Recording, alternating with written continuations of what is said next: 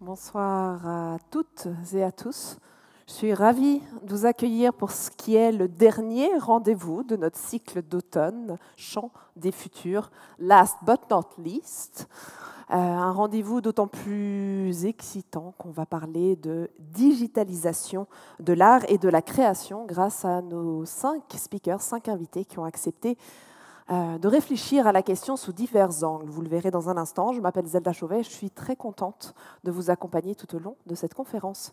Cette conférence a été montée par HighFlow en collaboration avec la plateforme Artex et Caroline Coquerel, qui malheureusement ne peut pas être là ce soir avec nous, mais on pense à elle et on se réjouit de la retrouver très bientôt pour d'autres collaborations chez HighFlow. Je vous propose de ne pas m'écouter moi, parce que c'est certainement beaucoup moins intéressant que nos speakers, et de plonger directement dans le vif du sujet avec le premier d'entre eux, Bertrand Mazera, du MH, responsable Nouveau Musée. Bertrand, je vous donne la parole. Bonsoir, je vais rester à proximité de l'ordinateur, parce qu'il y a un certain nombre de liens qui apparemment ne fonctionnent pas bien, donc je vais faire plein de manipulations. Je suis un peu sorti de ma zone de confort en voulant faire des technologies qui me dépassent. Donc vous voyez déjà à quel point le sujet de la digitalisation et de la création digitale est a priori un peu hors du champ de compétences d'un vieux musée comme celui dont je vais vous parler, le musée d'art et d'histoire de Genève, créé en 1910 et dont, disons-le, un peu moins de 100% des œuvres ont été réalisées bien avant que la notion de digitalisation n'existe. Donc, a priori, si le thème n'entretient pas beaucoup de liens avec nos collections, en revanche, il concerne directement le contexte contemporain dans lequel notre musée s'inscrit. Et le thème concerne tout particulièrement la culture et les pratiques de nos usagers. Ça, c'est maintenant. On parle des usages actuels. Mais dans le cas du musée d'art et d'histoire, on est en train d'essayer d'imaginer le musée de 2030 et mieux encore le musée de 2050. On est actuellement dans un projet d'agrandissement, de rénovation et de réinvention du musée d'art et d'histoire. Et à ce titre-là, il faut qu'on se penche évidemment sur ce que le futur nous promet à tous égards. Et sans tomber dans la philosophie de comptoir, mais je pense que je vais le faire quand même, le sujet de la digitalisation interroge la relation que l'on va devoir inventer avec un monde déjà en grande partie digitalisé et dont on perçoit qu'il n'est qu'au début d'une mutation. Et cette mutation, comme d'autres qui traversent la société aujourd'hui, révise assez fondamentalement le rapport qu'on a au réel, y compris en matière d'œuvre, et le rapport qu'on a même à la définition du réel, finalement. C'est donc... En fait, quand on parle du musée d'art et d'histoire et qu'on met en perspective la question de la digitalisation, c'est finalement la question de notre pertinence, la pertinence des musées dans la société digitalisée de demain qui se pose. Et finalement, c'est celle que je vous propose d'examiner ce soir. Donc ça fait beaucoup de questions, beaucoup plus de questions que de certitudes d'ailleurs. Et je vous préviens, ce soir, je fournirai essentiellement des points d'interrogation. Pour autant, je vais essayer de structurer ma présentation avec des éléments qui sont familiers aux muséologues comme moi et à des termes qui sont un peu structurants. Donc, je vais vous présenter un certain nombre d'exemples de ce qu'on a déjà fait et ces exemples-là vont sans doute nous amener à nous poser des questions sur ce qu'on serait amené à faire ou à explorer dans l'avenir. Donc, je vais distinguer 2 termes qui sont pour nous assez évidents, mais que je vais prendre le temps de commenter. Les termes de médiation et de création, donc je vais recommencer par là, et puis ces 2 termes-là vont laisser de côté plein de questions qui, à mon avis, sont le terrain de jeu le plus intéressant à examiner par la suite.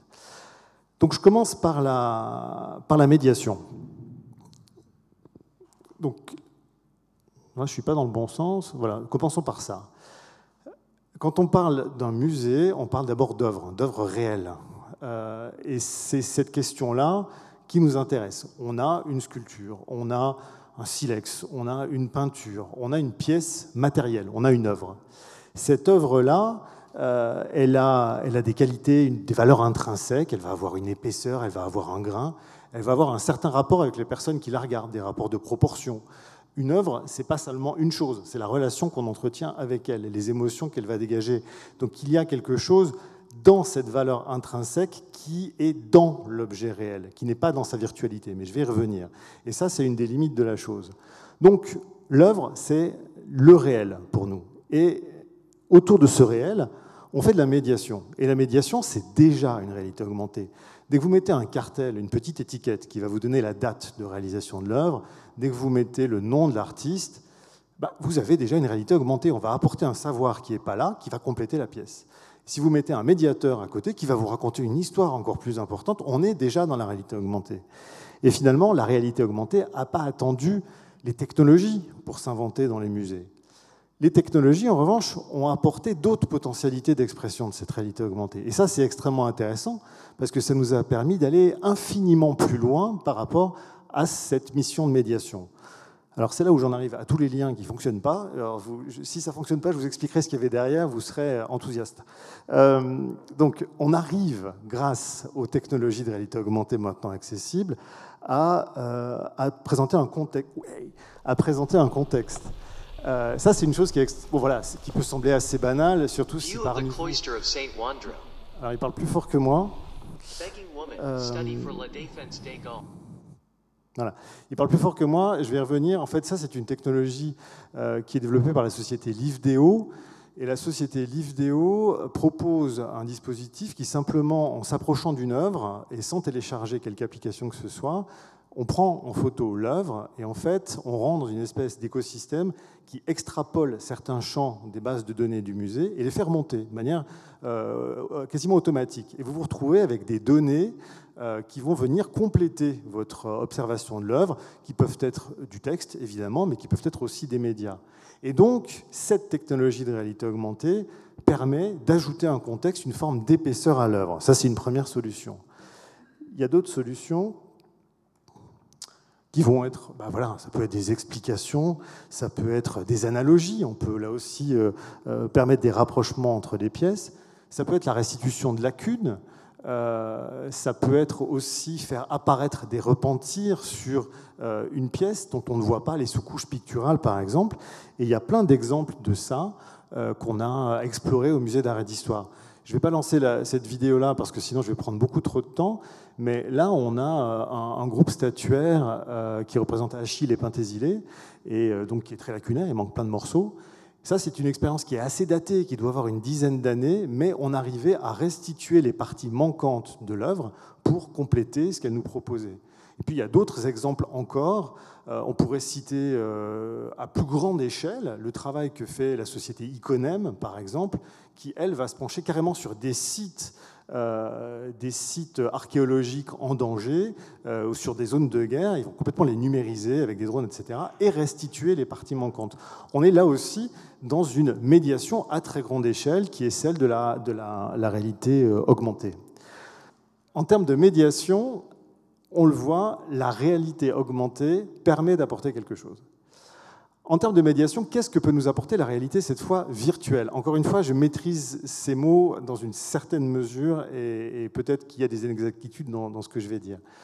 La réalité virtuelle, donc on n'est pas dans l'idée de compléter une œuvre, on est plutôt dans l'idée d'apporter quelque chose qui n'existe pas du tout.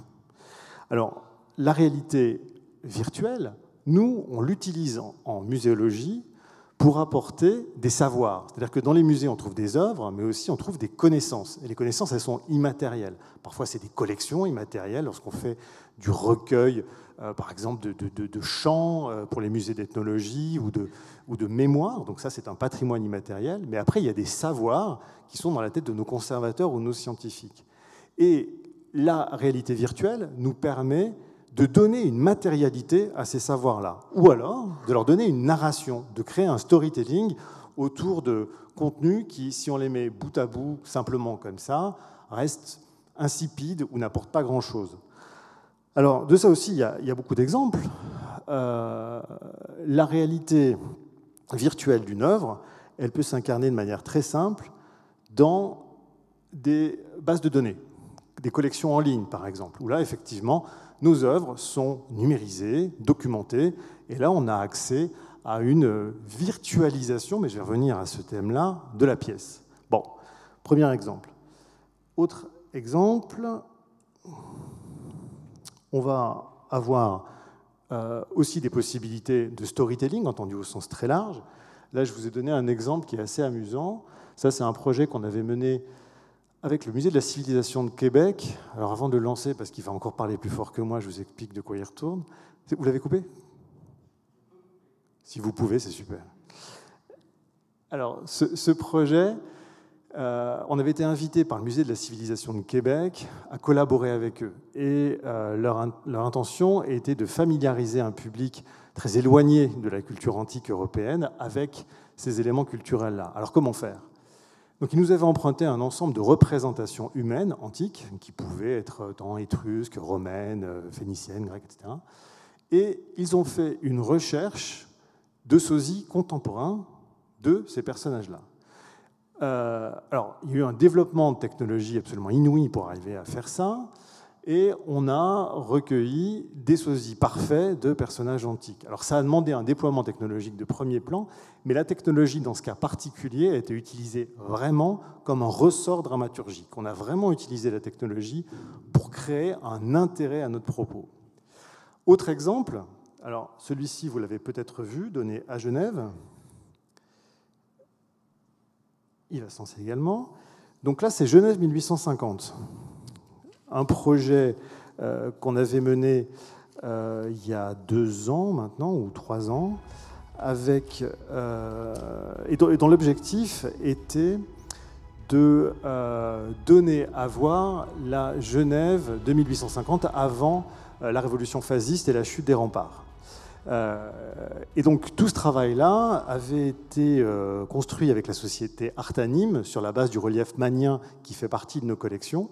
Et donc un voyage virtuel dans la Genève de 1850 était proposé à des groupes de visiteurs avec tout l'équipement, des capteurs et de la réalité augmentée. Et là, on était de la réalité virtuelle. Et donc là, on était vraiment dans de la délivrance de savoir pur. Donc il n'y avait pas d'objet hormis la base initiale du relief magnien.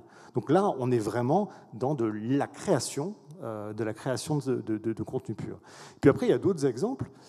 J'ai cité là les publications. Alors on a de plus en plus des publications en ligne. Là aussi, d'une certaine manière, on est sur une forme de virtualisation de nos savoirs muséaux.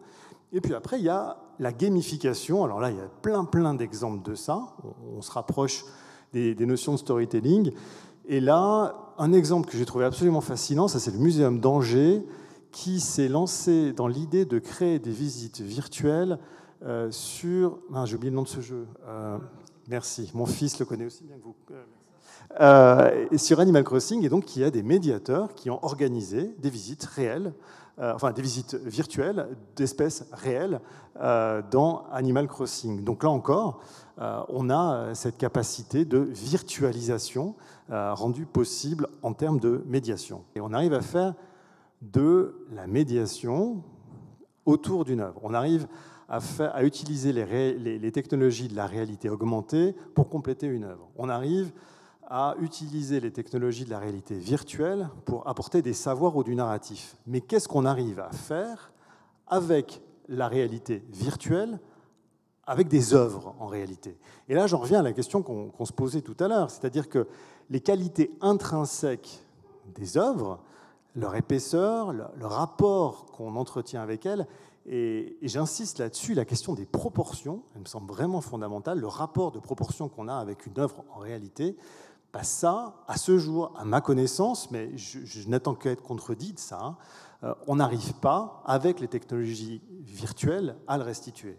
Alors, et ce qui a été intéressant dans la période pandémique qu'on a croisée, c'est qu'il y a eu pléthore d'expositions virtuelles. Tout le monde s'extasiait de ça. Nous, les premiers, on a tenté des expériences. Je vous en montrerai une avec le MH chez vous. Mais on a aussi surtout perçu la limite de tout ça. Alors, je commente ce qu'on a fait nous. Le MH chez vous, l'initiative était de dire aux gens « Ok, on ne peut pas vous accueillir au musée, donc ce qu'on va faire, on va amener des œuvres chez vous. » Et le principe était que les gens qui naviguaient sur ce site-là accédaient à des galeries d'œuvres, ils nous envoyaient des photos de leur intérieur, et en fait, on faisait des accrochages virtuels dans leur maison. Alors ça a eu un vrai succès. Bon, on est content, ça a permis à certaines œuvres d'être mieux connues, ça a permis d'entretenir un lien qui était compliqué à maintenir avec les publics. On aurait été dans d'autres circonstances que celles de la pandémie, on aurait trouvé ça un peu gadget, à juste titre. Mais ça a eu un intérêt dans cette période particulière. Mais au-delà de ça, il y a des expositions, et vous en connaissez tous, des expositions virtuelles complètes qui sont régulièrement proposées, alors sous différentes formes. Alors, vous avez des expositions où on a réellement des visites 3D de la totalité des espaces, donc on a vraiment tout l'espace qui est recomposé dans cette idée de marcher réellement comme dans l'exposition. Et puis vous avez d'autres expositions qui vont être plutôt des sites internet plus. Vous allez avoir une dream team de cahiers d'œuvres avec des pièces qu'on serait incapable de réunir en réalité dans une exposition pour des histoires de transport, d'assurance, de disponibilité des pièces. Mais on va créer une exposition virtuelle avec toutes les pièces de ce cahier d'œuvres essentiel.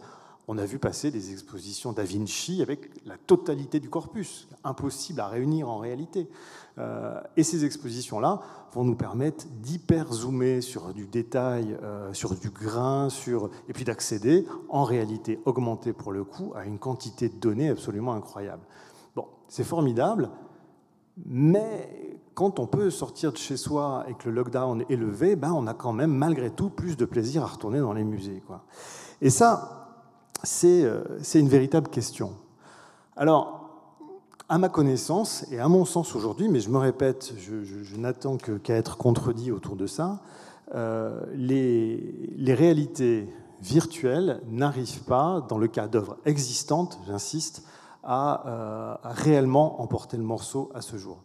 Et ça pose une autre question pour moi, qui est celle des NFT. Vous en parliez tout à l'heure. Alors, j'arrive à comprendre... la virtualisation de l'œuvre, si elle ne fonctionne pas, parce qu'il y a quelque chose de l'ordre de la saveur qui disparaît, si on prend par exemple l'exemple du British Museum. Le British Museum, tout récemment, s'est associé avec un site qui s'appelle La Collection, et ils ont choisi de virtualiser un ensemble de tokenisés. Alors, j'ai peut-être mis le lien de ça. Non, je ne l'ai pas mis, tant pis. Ils ont choisi de tokeniser un ensemble d'œuvres. Bon. Certaines des œuvres étaient tokenisées en 2 exemplaires, d'autres en 10, d'autres en 100. Et forcément, ils l'ont vendu. Très bien. Je vois le bénéfice financier immédiat, j'arrive à comprendre ça. Je vois le bénéfice de notoriété, surtout en ce moment où on parle beaucoup des NFT. Mais après... je peux aussi comprendre le bénéfice qu'on peut avoir en termes de médiation. Effectivement, on peut inventer des projets avec ces doubles virtuels des œuvres. Mais finalement, est-ce que ces bénéfices-là ne sont pas un coup de feu qu'on se tire dans le pied dans l'avenir? Parce qu'au final, l'œuvre existante qui a été dupliquée, il y a des questions qui vont se poser. Encore une fois, je ne suis pas un spécialiste de ces questions-là, mais ne serait-ce qu'en termes de copyright. C'est-à-dire qu'imaginons que dans quelques temps, des technologies de virtualisation de l'œuvre soient totalement satisfaisantes. Qu'est-ce qui m'empêcherait, moi, propriétaire d'un token, de prêter mon œuvre, au même titre que le musée pourrait le faire, pour une exposition virtualisée? Et finalement, il y a des questions qui se posent en termes de bénéfices immédiats et bénéfices à long terme, qui, à mon avis, ne sont pas tout à fait résolues par ça. Bon, bref, c'est un autre sujet, et peut-être qu'on aura l'occasion de l'aborder un petit peu plus tard. Je reviens de manière très brouillonne au semblant de structure que j'ai voulu donner au tout départ, et je vous remercie de faire semblant de me suivre, pour passer au domaine de la création. Donc j'avais indiqué d'abord le domaine de la virtualisation, le domaine de la médiation, avec ces 2 sous-domaines, et là j'aimerais faire un temps d'arrêt sur la question de la création. Alors la question de la création, je le disais tout à l'heure, dans un musée d'art et d'histoire ancien comme le nôtre, ce n'est pas une zone de confort très, très immédiate. Et le domaine de la création digitale est bien plus difficile à appréhender pour nous que pour le ZKM, Ars Electronica ou le Cube à ici les Moulineaux. On n'a pas cette prétention-là. Donc je serai très prudent sur ce territoire et je m'aventure sur la pointe des pieds. Alors, je m'aventure d'autant plus prudemment dans le domaine, encore une fois, les mots sont peut-être mal choisis, de la création digitale chimiquement pure. C'est-à-dire quand on a vraiment que de la création digitale. Et j'ai regardé tout à l'heure, justement, chez Ars Electronica, il y a des prix qui sont décernés chaque année. Et j'ai noté qu'il y avait intelligence artificielle, computers animation, AI plus life art, digital music, sound art. Donc on est vraiment sur de la création digitale pure. C'est vraiment la machine qui produit de l'art. Donc sur ce territoire-là, moi je ne m'y risque pas parce qu'encore une fois, ce n'est pas notre spécialité. Les domaines plus hybrides, en revanche, sont intéressants pour les musées d'art et d'histoire. Là où on va avoir une espèce de coproduction entre une œuvre digitale et une œuvre réelle, ou un contexte réel. Par exemple, je vous ai mis ici une petite vidéo sur le Mapping Festival, avec lequel on collabore régulièrement au musée d'art et d'histoire. Donc finalement, là, on a une interaction entre l'architecture, qui est elle-même une œuvre, l'architecture du musée, et puis le travail du VJ qui intervient dessus.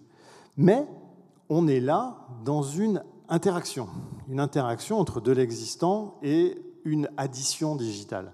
Un autre exemple, dans un tout autre domaine, et je trouve extrêmement intéressant, va associer les arts classiques de la littérature et du théâtre avec la réalité virtuelle. Donc là, ça, c'est un projet qui est hyper intéressant. Encore une fois, c'est les Québécois qui l'ont donné. Nous, on voulait le donner, et puis on n'a pas eu l'occasion de le faire.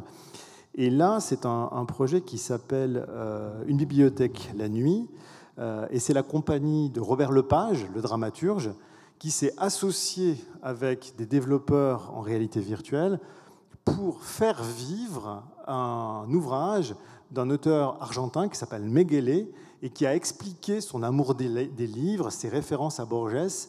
Et on est vraiment dans un mélange où on a un décor réel qui épouse un très beau texte lu par une compagnie de théâtre avec une dramaturgie totalement aboutie. Et là, on a des épousailles très réussies entre des modalités digitales et des modalités réelles qui sont particulièrement séduisantes. Et ces modalités-là, elles sont plus interstitielles, et c'est celles qui correspondent le plus souvent à des musées comme le nôtre. Mais il y a toujours un peu un prix à ça, c'est-à-dire que l'œuvre digitale, la création digitale, elle intervient un peu comme en effet miroir, en contradiction, en complément, et il y a une espèce de collaboration qui se passe plus ou moins bien entre l'œuvre existante et l'œuvre qui vient la compléter.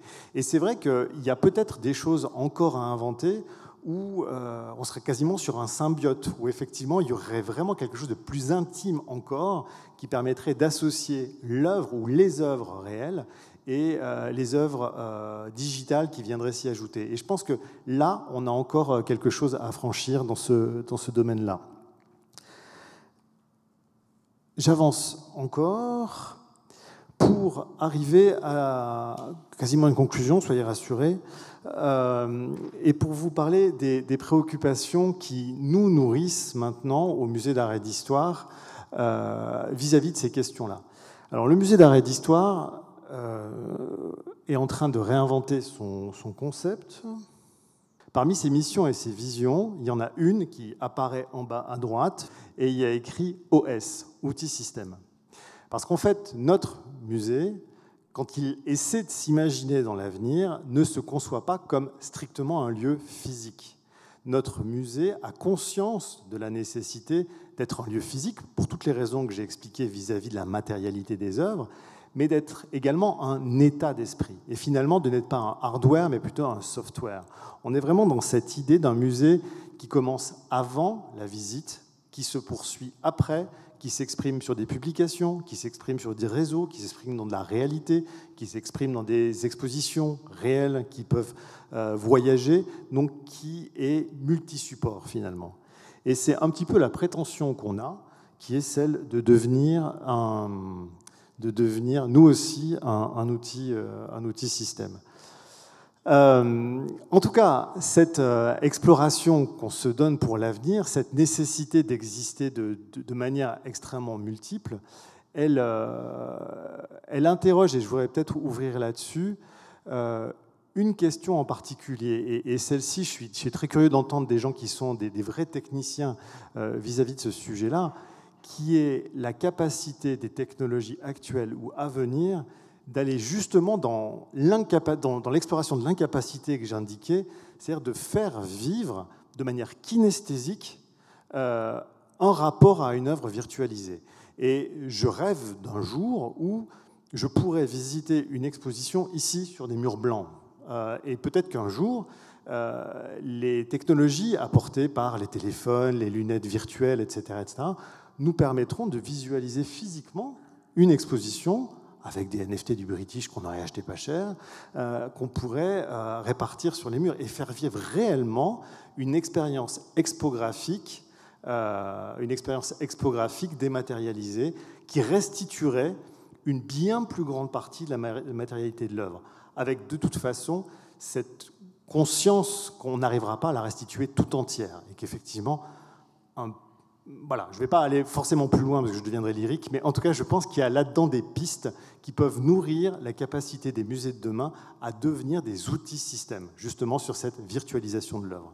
Voilà, je vous prie de m'excuser, c'était très confus et de toute évidence, je n'ai pas fait des prodiges avec ce PowerPoint, mais je vous remercie beaucoup de votre attention. Vous pouvez laisser. Merci. Merci beaucoup. Merci, merci Bertrand. Voilà. Je vais passer à la prochaine slide, du coup. Voilà. Lors du dernier rendez-vous, nous parlions de l'intelligence artificielle comme outil de création, ou plutôt comme partenaire de création. Aujourd'hui, nous allons parler avec notre prochaine speaker, notre prochaine intervenante, de comment l'intelligence artificielle peut servir d'outil d'authentification de l'art. Je vous propose d'accueillir Christiane Hopp, qui est cofondatrice de Art Recognition. Et la télécommande est juste là. Bonsoir, messieurs, dames. Merci beaucoup pour l'invitation et la chance de pouvoir présenter qu'est-ce qui est Art Recognition. Je m'appelle Christiane Hopp. Je suis la cofondatrice de Art Recognition. C'est une start-up suisse qui aide à l'évaluation de l'authenticité des œuvres d'art grâce à l'intelligence artificielle. Et j'aimerais d'abord vous raconter comment tout a commencé. Alors, Karina et moi, nous avons des formations scientifiques. Moi-même, je suis mathématicienne. Karina, elle a un doctorat en physique. Et nous travaillons dans des banques sur des modèles de risque, de pricing, quand une amie qui est historienne de l'art nous a raconté des problèmes des faux dans le marché de l'art. Et nous sommes vraiment tombés des nues. On ne savait pas du tout qu'il y a ce problème, qu'il y a des gens qui disent qu'il y a 50% du marché qui est faux ou misattribué. Je ne sais pas si ces chiffres sont vrais, mais c'est vrai qu'il y a des faux et qu'il y a des problèmes. Par exemple, la Knoedler, la galerie à New York, qui était en existence depuis 165 ans, c'était vraiment une galerie super connue. Et eux, ils ont fait faillite à cause des faux. Alors, il y a un problème. Et on s'est demandé, mais pourquoi il n'y a pas un programme qui peut détecter les faux? Parce que ça, c'était un peu comme nous, on travaille, on développe des programmes pour résoudre les problèmes. Et donc, on a regardé qu'est-ce qui existe. On a trouvé qu'il y a 3 universités qui ont développé de tels modèles. Chez Rutgers, Duke et Tilburg, ils avaient mis en point des méthodes qui arrivent à attribuer l'auteur d'une œuvre. Et donc, on l'a implémenté, on a regardé sur des faux connus et ça a marché. Alors, on est allé plus loin. Je vais vous donner quelques exemples de tout au début. Alors, comment on a commencé de tester notre algorithme. Beltraki, c'est un faussaire très connu. J'imagine que beaucoup d'entre vous le connaissent. Il est de l'Allemagne, mais il habite maintenant à Lucerne. Il est assez célèbre. Il a fait des faux, il a réussi à les vendre pendant des décennies. À droite, vous voyez Max Ernst. Alors ça, c'est apparu sur la une du catalogue de vente d'enchères de Christie's en 2006. Chez nous, ça sort comme 85% de faux. Et là, c'était vendu comme un Max Ernst. Sur la gauche, vous voyez quelque chose de similaire, Max Pechstein. Il était aux ventes d'enchères en 2003, mais finalement, 95% faux. Ce sont tous les deux des belles trackies. On les a découverts il y a 10 ans, mais les maisons de vente d'enchères, ils n'ont pas remarqué parce que, dans le cas de Max Ernst, par exemple, l'expert d'art, il a émis le certificat d'authenticité. Alors lui, il a dit, c'est un vrai, c'est un Max Ernst. Alors, Christie's lui a fait confiance. Tony Tetreault, c'est aussi un fausseur très connu. Sur la gauche, vous voyez un Picasso qui a été dans une exhibition au Dumfries House. Et Prince Charles, il n'était pas très content quand il a appris que finalement, ce qu'il a chez lui, ce n'était pas des Picasso, Monet, etc., mais c'était Tony Tetreault qui les a peints. Et chez nous, ça a sorti 91% faux. Sur la droite, vous voyez un vrai Picasso, vous pouvez l'admirer à la Fondation Berlaire à Bâle, et ça c'est 96% vrai, selon notre IA. Dernier exemple, Elmire de Houry, c'est aussi un des très connus, aussi des maisons de vente enchères n'ont pas remarqué qu'est-ce qui est le vrai, qu'est-ce qui est le faux. Ceci est un exemple d'un Monet, celui à droite. Vous pouvez le trouver à Los Angeles, dans un musée, 87% vrai. Sur la gauche, c'est celui d'Elmire de Houry, qui est 90% faux. Alors voilà tous ces exemples, juste pour vous montrer. Apparemment, il y a un problème. Apparemment, les outils qui existent ne sont pas suffisants pour toujours se rendre compte qu'il y a des faux. Et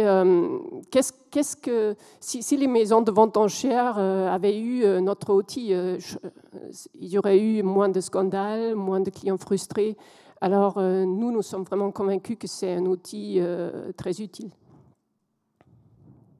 Alors comment ça marche ? Nous entraînons un algorithme sur un artiste. Donc pour chaque artiste, on donne le plus possible d'images sur un artiste à l'ordinateur. Par exemple, pour Van Gogh, nous avons plus de 600 images. On les donne tous à l'ordinateur et commence à chercher vraiment dans tous les détails qu'est-ce qui est typique. Qu'est-ce qui est typique pour Van Gogh ? Et il trouve les il trouve tout ce qui est similaire. C'est mon premier discours en français de toute ma vie. Et après, on fait des tests, on fait des évaluations, et quand on arrive à des probabilités de plus que 80%, en général, on dit que l'IA, elle a bien appris l'artiste. Donc, elle arrive à distinguer qu'est-ce qui est vrai, qu'est-ce qui est faux. Et après, on lui donne des œuvres où on n'est pas sûr, on a des doutes. Et l'algorithme, il va faire la comparaison de tout ce qu'il a appris avec qu'est-ce qu'il y a sur cette œuvre-là. Après, il va nous donner une probabilité. Alors, il va regarder sur des choses comme le coup de pinceau, les couleurs, l'emplacement des bords. Et après, il va nous donner une probabilité si c'est fait par cet artiste, oui ou non.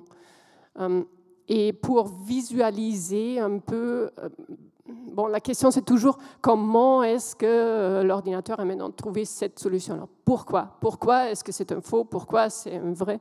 Et donc à gauche, ça c'est une carte thermique qu'on produit. Ça montre un peu quelles parties étaient les plus décisives pour l'ordinateur d'arriver à ce résultat-là. Donc, est-ce que c'était plutôt la bouche, les yeux, les cheveux ? Donc, ça donne une visualisation du résultat.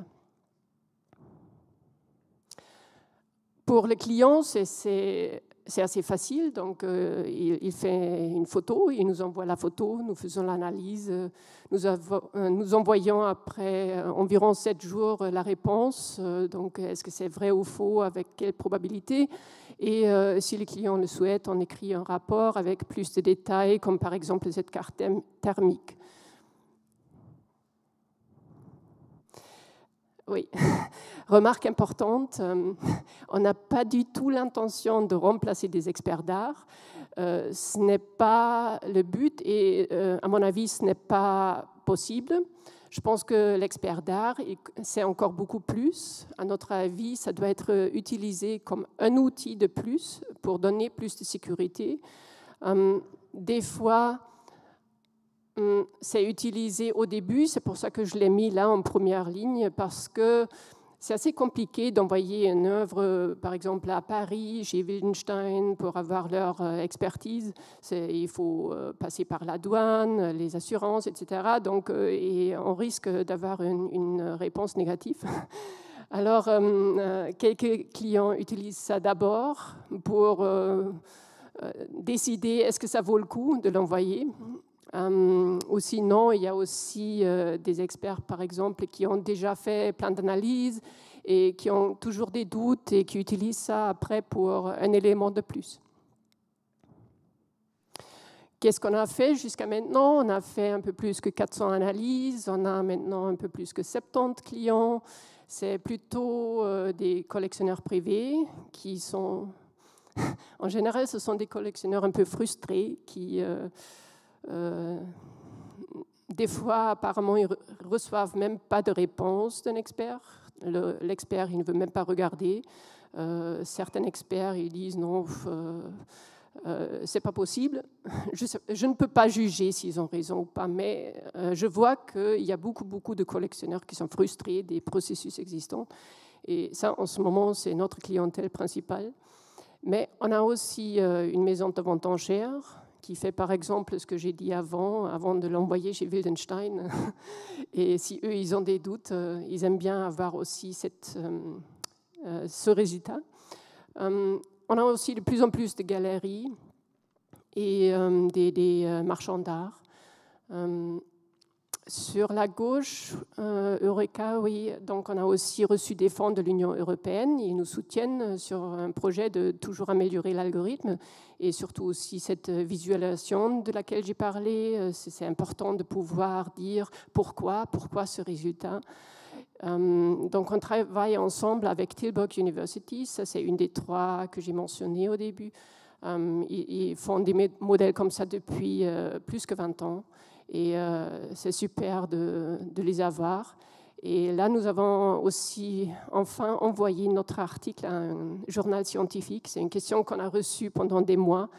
Mais ce que vous faites n'est pas publié, donc c'est louche, on ne sait pas qu'est-ce que ça vaut. Et là, on a envoyé cet article et il est maintenant en peer review et on espère que ça va être publié au début de l'année prochaine.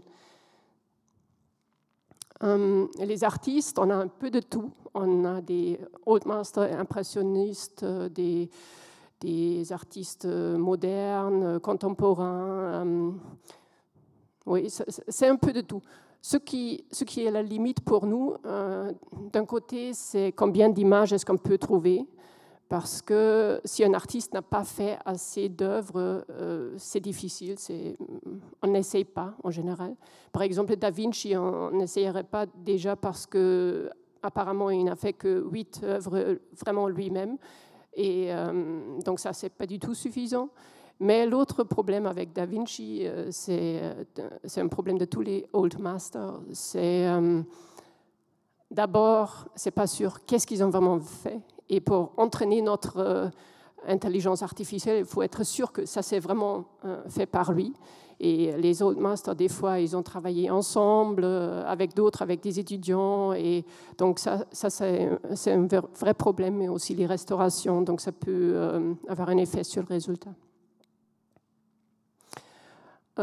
Avec qui on travaille ensemble, qui est-ce qui nous soutient. Donc à droite, vous voyez quelques experts d'art qui travaillent avec nous. ce ne sont pas beaucoup, on essaye d'en avoir plus, mais il y a pas mal d'hésitations entre les experts d'art de s'ouvrir, de juste s'intéresser pour ça. Après, à part de l'Union européenne, on a aussi Microsoft for Startups, donc ça nous aide beaucoup parce qu'on a besoin de beaucoup de puissance informatique pour pouvoir lancer tous les calculs et ça, donc pour 250 000, on peut faire ça quasi gratuitement chez eux. HIT, c'est House of InsurTech, c'est une filiale de Generali, donc ils nous offrent leur bureau généreusement.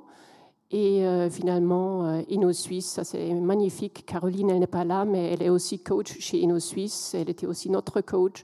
Et c'est très bien pour un start-up d'avoir des gens à côté qui savent déjà ce que c'est, d'avoir un start-up et comment tout lancer et faire grandir et s'établir dans le marché. On a eu pas mal de médias les derniers mois. Peut-être vous avez vu certains articles, surtout un article dans The Guardian fin septembre. Depuis, je pense que c'était dans 50 journaux. Si ça vous intéresse, vous trouvez ça sur notre site.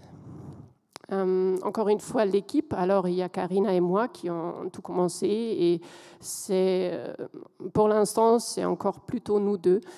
On a quelques étudiants qui nous aident et en ce moment, on est en train d'engager 2 personnes, une pour communication et un développeur.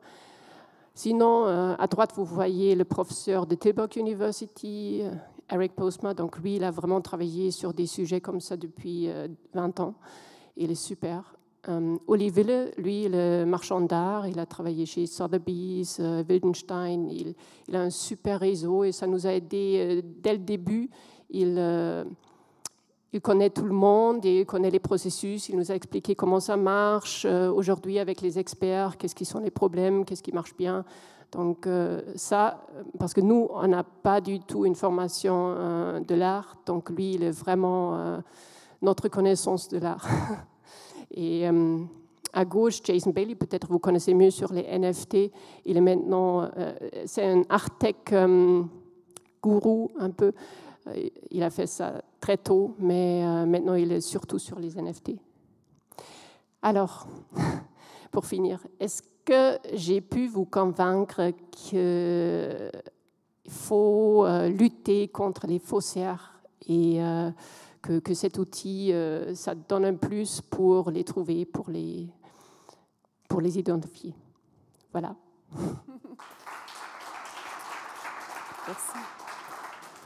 Merci beaucoup. Ouais, un certain nombre de questions. Les premières questions qui avaient été posées par Bertrand Mazera tout à l'heure sur les NFT, on aura sans doute des débuts de réponses avec notre prochaine intervenant. D'autres questions qui commencent à venir en tête, on aura la possibilité d'interagir avec les différents intervenants et intervenantes à la fin des différentes présentations.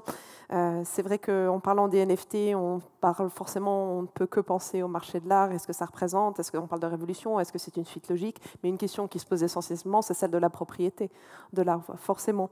Et c'est un spécialiste qui va nous inviter à y réfléchir, Vincent Pignon, CEO de Weekend Group et directeur du programme Blockchain au sein de Créa Genève. Vincent, je vous laisse the floor, comme on dit. Voilà. Bonsoir à toutes et tous. Merci beaucoup pour l'invitation et puis de m'avoir convié à cet événement. Je me réjouis de pouvoir parler de l'art et de la blockchain et de toutes les conséquences que ça peut avoir. On en a déjà touché du doigt quelques-unes avec les musées, on en verra probablement d'autres avec le gaming après. Là, l'idée, c'est de passer en revue un petit peu le champ des possibles et puis comment il peut s'appliquer. Avant de commencer cette présentation, j'aimerais juste vous poser 3 questions, et puis aussi pour amener un peu de dynamique dans cette soirée. La première question, c'est qui a déjà acheté des crypto-monnaies de façon générale? Ok, presque la moitié de la salle. Qui a déjà acheté des NFT? Un peu moins. Et qui a déjà acheté des œuvres ou des produits sous forme de tokens? Encore un peu moins, mais il y en a quand même. Très bien. Ça montre, je pense, entre toutes les terminologies et puis finalement la diffusion de ces terminologies et leur adoption, le gap qu'il y a peut-être encore aujourd'hui. Et c'est ce que je vous propose d'aborder maintenant. Alors pour me présenter rapidement, ça a été fait, mais donc Vincent Pignon, je suis directeur général de Weekend Group. Weekend Group, c'est une société spécialisée sur les technologies blockchain que j'ai eu le plaisir de fonder en 2015 avec un de mes associés principaux qui est ici présent ce soir, Dominique Goy. Je dirige également le programme de formation CREA sur la blockchain qu'on a créé il y a 3 ans, qui est un cycle certifiant d'une 15aine de jours pour des personnes qui ne sont pas techniques, donc des personnes qui ne vont pas faire du coding, mais des personnes qui veulent comprendre l'impact de la blockchain sur différents domaines, notamment l'art. Et on traite à peu près tous les sujets avec à la fois des personnes qui expliquent la technique, mais sans apprendre nécessairement à coder. En tout cas, on le fait de façon simple. Typiquement, comment créer un NFT, ça fait partie des éléments qui sont au programme.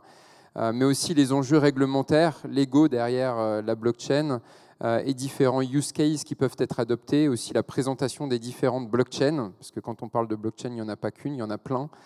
Quand on parle de NFT et de l'utilisation des NFT, il y en a aussi potentiellement plein, donc ça fait partie de ce programme-là. Et la prochaine édition débute en janvier prochain. Donc pour commencer, il y a un élément qui est important avant de parler de token, quelle que soit la forme du token, c'est de comprendre le changement de paradigme qu'on est en train de vivre. Jusqu'à présent, on a eu Internet qui a bouleversé la façon dont on a échangé l'information, quelle qu'elle soit, des images, des vidéos, etc. Mais ça n'a permis que de changer la façon, même si c'est déjà colossal, la façon dont on faisait cet échange. Avec la blockchain, le changement de paradigme, c'est qu'on peut maintenant échanger de la valeur. Parce qu'on a un web décentralisé, un web 3.0 avec un registre qui va nous permettre de garantir que si une propriété est enregistrée sur la blockchain, n'importe qui va pouvoir la vérifier en tout temps et n'importe qui va pouvoir la transférer en tout temps sans intermédiaire. Et ça, c'est le changement de paradigme le plus important avec la blockchain, c'est qu'en s'appuyant sur le protocole Internet, puisque ça ne vient pas en disruption d'Internet, c'est au-dessus d'Internet, les protocoles blockchain, puisqu'il y en a beaucoup, vont permettre d'avoir un registre des propriétaires de valeurs, quelles qu'elles soient. Ces valeurs, ça peut être des titres de propriété, ça peut être des données, ça peut être des documents. Et finalement, on va pouvoir, 1, vérifier leur propriété et 2, être capable de se transférer cette propriété sans intermédiaire. Alors, il y a une étude du World Economic Forum, ici basée à Genève, qui est sortie il y a 2-3 ans maintenant, qui considérait que 10% du PIB mondial serait enregistré sur la blockchain sous forme de token. 10% du PIB en 2025, donc maintenant dans 3 ans. 50% seraient enregistrés sur la blockchain et potentiellement échangeables sous forme de token en 2050. Ça, c'était il y a 2-3 ans, cette étude. Alors probablement que si on refaisait la même étude aujourd'hui, ces chiffres seraient déjà plus élevés et potentiellement les délais plus courts. Pourquoi ? Parce qu'on voit les cas d'application et les enregistrements sur la blockchain qui sont en train de s'accélérer de façon considérable sur toutes les thématiques. Mais ça, c'est un élément qui est important, c'est qu'un jour, tout sera tokenisé. Nous serons probablement tokenisés, nos individus, les produits, les objets seront tokenisés, les œuvres seront tokenisées, potentiellement que les éléments aussi seront tokenisés, et on pourra échanger, tracer et échanger tout cela sur des registres qui seront des registres décentralisés. Alors avec Weekend, on a fait un produit en particulier qui s'appelle Weekend Tokenize, qu'on a fondé en 2019 pour permettre d'émettre des jetons numériques sur des actifs, quels qu'ils soient, mais des actifs réels. On a commencé sur l'immobilier, donc on a tokenisé plusieurs immeubles pour plusieurs millions d'euros, et on les a distribués. Donc on a émis une preuve numérique d'un actif réel qu'on a distribué à des personnes qui ensuite ont pu se l'échanger librement, encore une fois, sans intermédiaire nécessairement. Le principal enjeu ici, et on le voit maintenant, c'est qu'on peut tokeniser à peu près tout et n'importe quoi. On est en train de travailler sur de la tokenisation de contrats, sur typiquement le monde sportif. Alors on le verra peut-être avec le gaming tout à l'heure, mais là c'est sur des éléments qui sont des éléments réels. Donc des joueurs sportifs qui sont tokenisés, représentés sous forme de token et potentiellement qu'on va pouvoir s'échanger. On a la même chose évidemment sur l'art, on en a parlé, puis je vais me focaliser dessus après. On a la même chose dans l'immobilier. Globalement, on a la même chose sur n'importe quel actif, que ce soit un actif réel, que ce soit un actif virtuel, ou potentiellement que ce soit un produit financier ou autre. Alors, le premier élément, ça a été abordé tout à l'heure sur la représentation d'un titre de propriété. On l'a sur des œuvres réelles. Donc, il y a une banque suisse, qui est la banque Signum, qui est une des premières banques à avoir obtenu sa licence auprès du régulateur pour pouvoir faire de la détention de tokens. Donc, comme elle détient des dollars, des francs suisses, maintenant elle peut détenir des tokens pour ses clients. Et elle a fait une tokenisation du tableau, donc la jeune fille au béret. Elle a tokenisé la propriété et finalement elle a permis de fragmenter le fait qu'un grand nombre de personnes, à partir de 5 000 francs, c'était le ticket d'entrée, pouvaient acheter tout ou partie de ce tableau, en être copropriétaire et revendre ces titres de propriété sur une bourse que cette banque a mis en place pour l'occasion. Donc ça, c'est un premier élément, c'est la tokenisation. C'est le fait de pouvoir fragmenter tout ou partie d'une œuvre, quelle qu'elle soit, sous forme de tokens, qui sont ici des jetons d'investissement qu'on va pouvoir distribuer à des personnes et échanger relativement librement. Alors, un autre point qui est intéressant, en préparant la conférence et en faisant les recherches, je suis tombé sur cet article qui cite le fait que Collins Dictionary, donc le principal dictionnaire anglophone, a listé NFT comme le principal mot en termes de popularité, principal nouveau mot en termes de popularité. On peut discuter sur le fait que c'est un mot ou pas un mot, en 2021. Et ça a été le mot le plus recherché auprès de ce dictionnaire, et donc ils l'ont ajouté dans leur référencement. Mais on voit qu'on est sur un phénomène qui a une ampleur médiatique qui est colossale également en termes de recherche. Et dans l'article, la dernière phrase est intéressante, puisqu'ils disent que finalement, si même un dictionnaire de référence qui a été créé en 1979 référence ce type de mots, c'est que ce n'est pas uniquement une révolution technologique, c'est quelque chose qui est là pour durer et qui va probablement durer pendant encore assez longtemps. Alors, les NFT, qu'est-ce que c'est ? Il y a plusieurs éléments de compréhension dans ce qu'est un NFT et je répondrai volontiers à vos questions par la suite, mais je vais essayer de vous expliquer le plus simplement possible comment aujourd'hui on peut utiliser les NFT et on aura en plus un use case beaucoup plus concret après avec le gaming. Mais le premier exemple, c'est les CryptoPunks. J'imagine que vous en avez tous entendu parler. C'est le fait que depuis maintenant 3 ans, il y a eu des algorithmes qui ont créé de façon 100% aléatoire des personnages virtuels, qui sont les personnages que vous voyez ici, qui ont été représentés sous forme de NFT et qui ont commencé à être vendus. Aujourd'hui, les CryptoPunks, ça représente 15% du marché mondial des NFT. Donc c'est colossal, c'est plus d'1 milliard de transactions qui ont été faites uniquement sur ces CryptoPunks. Et la principale transaction, c'est le numéro 1, c'est le 3100. C'est une transaction où le NFT a été vendu pour 7,5 millions de dollars en mars de cette année. Et on voit quand on parcourt les transactions, on a 7,58, 7,57. Il y a une petite compétition entre les NFT. Mais l'objectif ici, c'est vraiment d'avoir une œuvre digitale. Alors, dans les terminologies qui ont été abordées avant, c'est purement créé par la machine, sans intervention humaine ici, représenté par un titre de propriété qui est un jeton non fongible, donc un jeton unique, enregistré sur la blockchain, vendu à des personnes qui peuvent l'acheter en crypto-monnaie. Donc pour pouvoir l'acheter, il faut l'acheter en crypto-monnaie, et c'est ce qui va générer la trace de l'acquisition par une personne qui ne va pas être une personne nécessairement identifiée ou identifiable, puisqu'elle aura une présence virtuelle sur ces marketplaces, et qui pourra le revendre quand elle le souhaite sur ce marché. Donc ça, c'est les CryptoPunks. C'est une représentation, mais c'est une représentation qui est importante au vu de la volumétrie, au vu du montant que cela représente. Alors, un autre exemple qui est intéressant, c'est Beeple, qui a vendu un NFT pour 69 millions de dollars. C'est Christie's qui a organisé la vente de ce NFT, qui est aussi assez intéressante parce qu'en termes de montant, c'est la 3e vente aux enchères pour un artiste de son vivant. Donc c'est quelque chose qui est quand même relativement conséquent. Et ici, Beeple a créé une œuvre 100% digitale. Alors là, c'est une création humaine, contrairement à l'œuvre précédente, qui a été mise sous forme de NFT. Le prix de vente initial était de $100 et c'est parti à 69 millions de dollars, là encore en mars de cette année.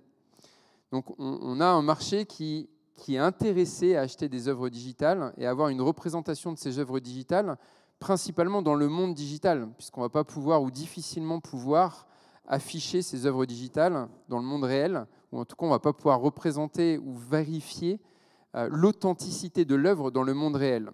La particularité de ces œuvres digitales, c'est que n'importe qui peut vérifier leur authenticité. Alors, contrairement aux œuvres physiques, ici, tout le monde qui a cette image en format numérique peut vérifier qu'elle est authentique ou pas, tout seul, et est capable finalement de savoir si la personne qui l'affiche en est effectivement le propriétaire ou si c'est une copie.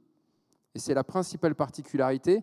On voit beaucoup de personnes, notamment, qui mettent maintenant sur leur profil Twitter, etc., les cyberpunk, ou même dans des jeux ou dans le métaverse ou autre, qui mettent les actifs digitaux qu'ils achètent, et on peut être certain, ou pas, que c'est eux qui en sont propriétaires ou que c'est une copie.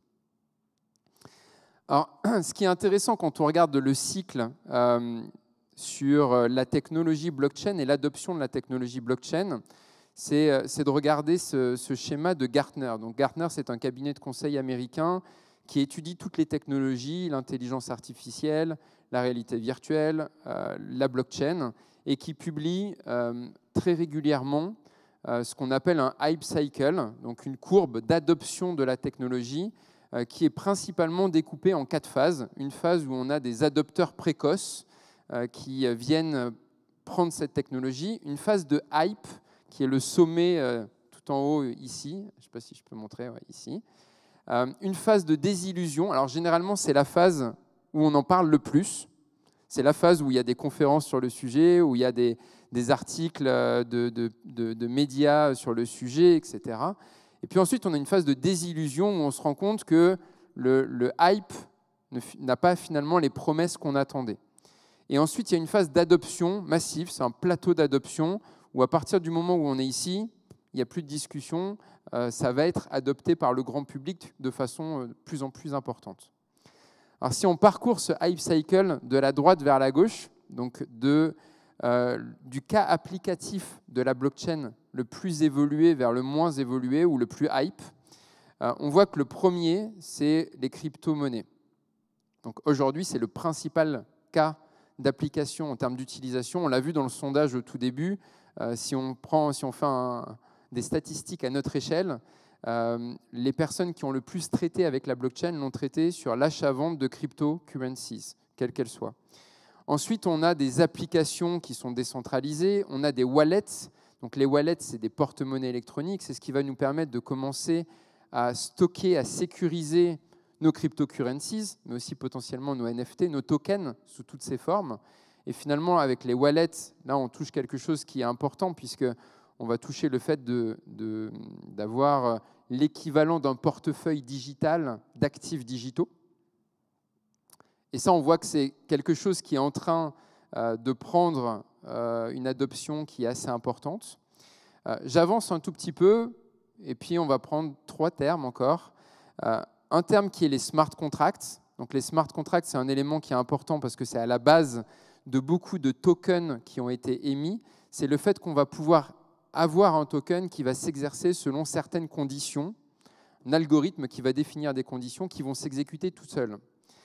Et finalement, ça va nous permettre de faire des transferts de propriété, de pouvoir garantir que quelque chose va s'exécuter selon certaines conditions, etc. Là, on voit qu'on est à un moment où on a déjà eu passablement de désillusions à ce sujet. On en aura probablement encore d'autres avant que ça soit vraiment adopté.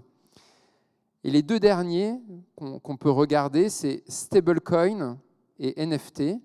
Alors, stablecoin, je ne sais pas si vous avez vu cet article qui est sorti hier soir, mais la BNS, la Banque nationale suisse, avec la Banque de France, a fait un essai sur des transactions avec un stablecoin, donc un crypto franc suisse, crypto euro, pour pouvoir faire des transactions transfrontalières entre banques centrales. Donc là, il y a beaucoup d'intérêt et d'attrait sur ce point-là.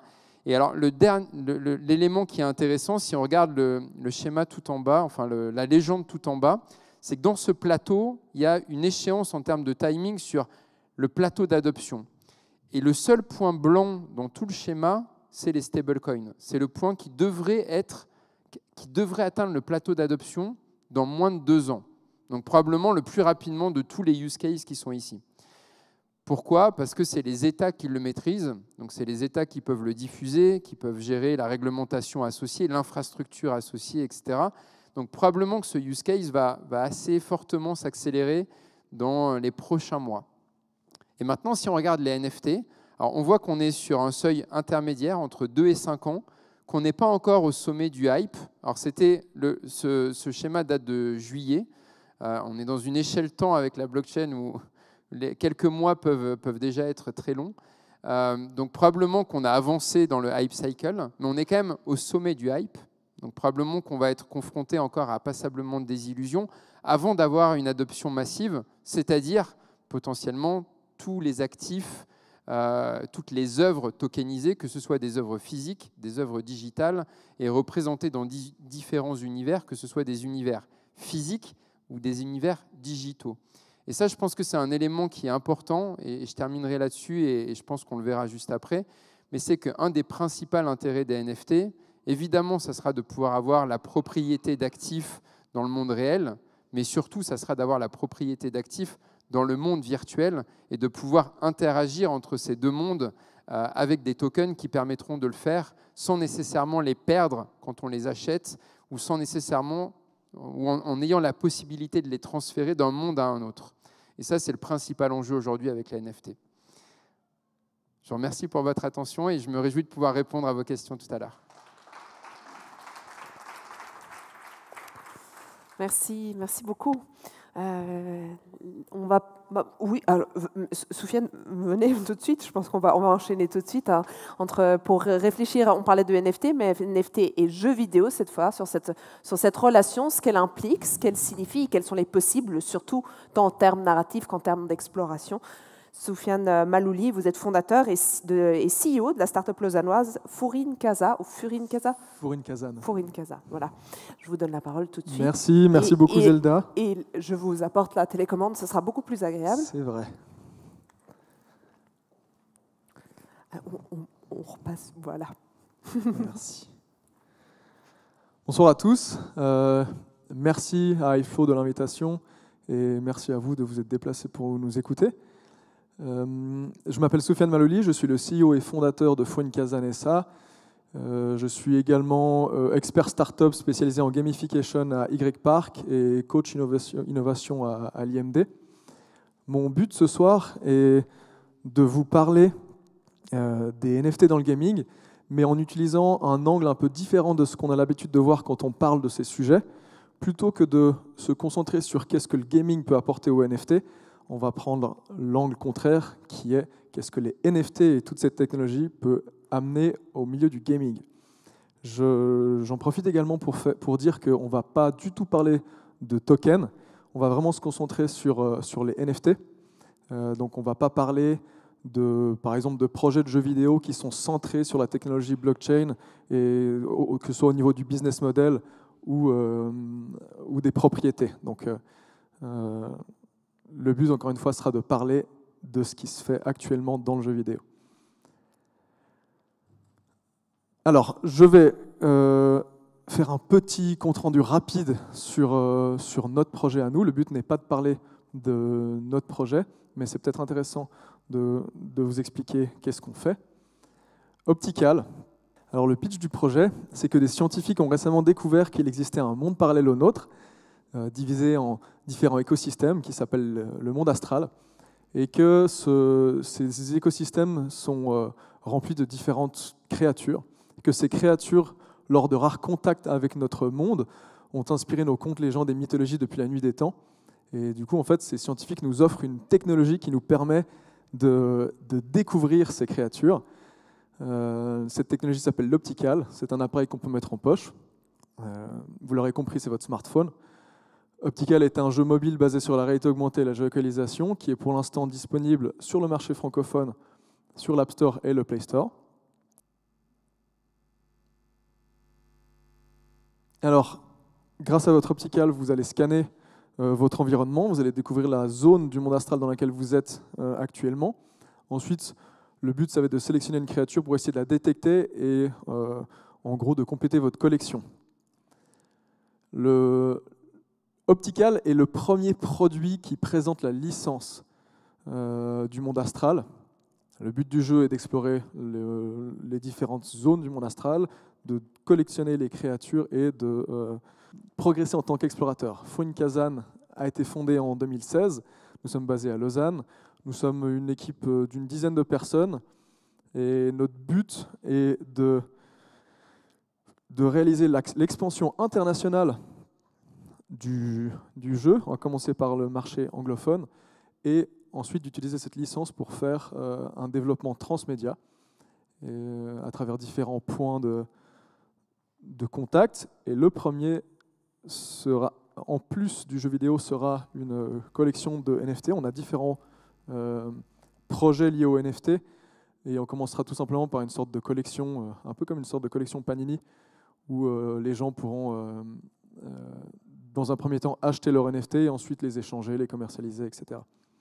Les plans à plus long terme seraient vraiment de travailler sur un jeu basé sur le business model du play to earn. Donc, si vous jouez, vous pouvez remporter des assets que vous pouvez ensuite commercialiser, par exemple. Alors, il me semblait important de faire un point sur l'industrie du jeu vidéo en elle-même, pour commencer. Le jeu vidéo a pris énormément d'importance. L'industrie du jeu vidéo a pris énormément d'importance ces dernières années et est maintenant plus de 2 fois supérieure aux industries de la musique et du cinéma réunies. On compte plus de 2,8 milliards de joueurs sur la planète. L'âge moyen d'un joueur est entre 35 et 44 ans, donc c'est beaucoup plus âgé que ce qu'on pourrait peut-être à quoi s'attendre. Il y a presque une parité égale entre le nombre de joueurs et de joueuses, et plus de 5 milliards d'heures sont passées à jouer sur mobile chaque semaine. Un petit point aussi essentiel par rapport au Web 3. Le Web 3 qui est donc le web lié à toute la technologie blockchain, NFT et de tous les points dont on a parlé ce soir. Un des points les plus importants liés, enfin on va reprendre depuis le début, le Web 1 était ce qu'on appelle le web de l'information, dans le sens, le web vitrine, dans le sens où vous arriviez sur un site grâce à un lien et vous pouviez aller sur d'autres sites grâce à des hyperliens. Il n'y avait pas d'autre interaction que simplement découvrir les informations que vous aviez en face de vous. Le Web 2, on peut l'appeler le web communautaire, où là, justement, on avait beaucoup plus la possibilité de s'exprimer, sauf que, point important, chaque fois qu'on pouvait s'exprimer, c'était en passant par des protagonistes qui centralisaient toutes les informations, telles que Google, Facebook, Twitter, etc. Le Web 3, nous donnerait la possibilité de décentraliser tous ces points et du coup de rajouter la fonction de propriété de l'information. Et du coup, les différentes interactions pourraient se faire directement entre les gens. Bertrand a posé la question tout à l'heure, qu'est-ce qu'un NFT pouvait véritablement apporter de plus que simplement le stockage d'un JPEG, par exemple. Beaucoup de gens pensent qu'un NFT, c'est simplement ça, un JPEG qui est propriétaire et qu'on n'a pas envie de partager forcément avec les autres, alors qu'en fait, les NFT liés aux jeux vidéo vont beaucoup, beaucoup plus loin que ça. J'ai essayé de faire une phrase qui résumait le mieux cela. Lorsqu'appliquée aux jeux vidéo, la technologie blockchain permet de décentraliser la propriété des actifs numériques et de créer une valeur résiduelle pour les objets virtuels, ainsi que, dans certains cas, de transformer des actifs numériques en investissement. La plupart du temps, quand on parle de NFT, on va beaucoup plus penser à la valeur spéculative. Donc, vraiment le fait que si j'achète un CryptoPunk maintenant, c'est parce que dans un certain nombre d'années, il va me rapporter 2 ou 3 fois plus d'argent. Le point le plus intéressant en termes de valeur liée aux jeux vidéo, c'est selon moi la valeur résiduelle. C'est-à-dire qu'on va peut-être acheter un asset dans un jeu vidéo, une arme par exemple, et cette arme, on va l'utiliser jusqu'au moment où on va trouver une meilleure arme ou une arme plus belle.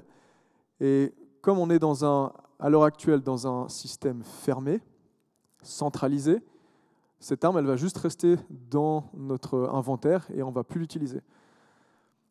Si on ouvrait ce système sur quelque chose de décentralisé, cette arme, on pourrait très bien imaginer la revendre parce qu'elle aurait toujours une valeur.